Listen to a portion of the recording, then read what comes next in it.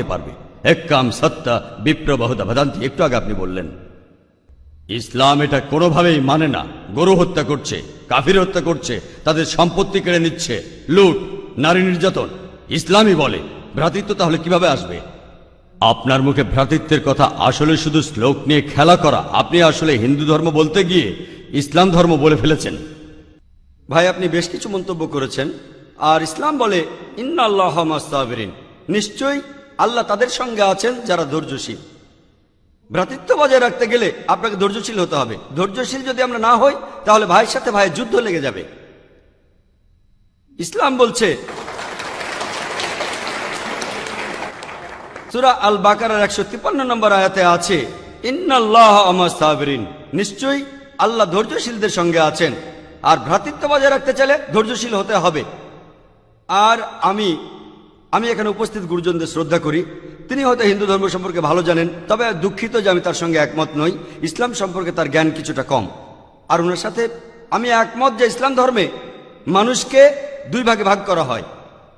একটা হলো যারা বিশ্বাসী মুমিন, আরেক দল হলো কাফির, উনি যেভাবে বললেন।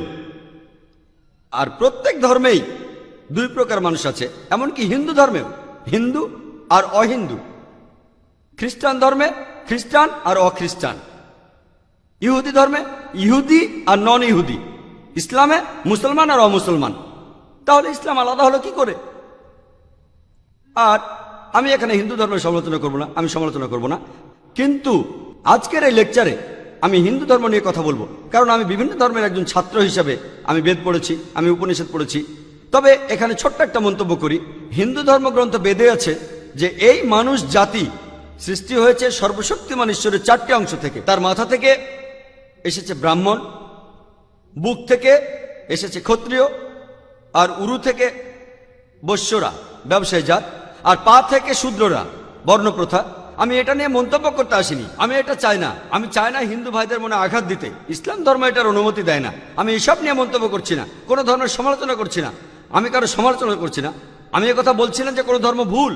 তবে আপনি যদি ভালোভাবে বেদ পড়ে থাকেন, আপনি এখানে সবাইকে বলতে পারেন বেদে কথা বলে কিনা যে স্রষ্টার মাথা থেকে ব্রাহ্মণ এসেছে, তার বুক থেকে ক্ষত্রিয়রা এসেছে, উরু থেকে এসেছে বৈশ্যরা ব্যবসায়ী জাত, বিদ্বান গোত্র, যোদ্ধা গোত্র, ব্যবসায়ী গোত্র, শূদ্র। শূদ্ররা হলো সবচেয়ে নিম্নবর্ণের। আর ডক্টর আম্বেদকর এটা নিয়ে বই লিখেছেন। আমি সব খুলে বলছি না। হিন্দু ধর্ম আমি ভালোভাবে পড়েছি।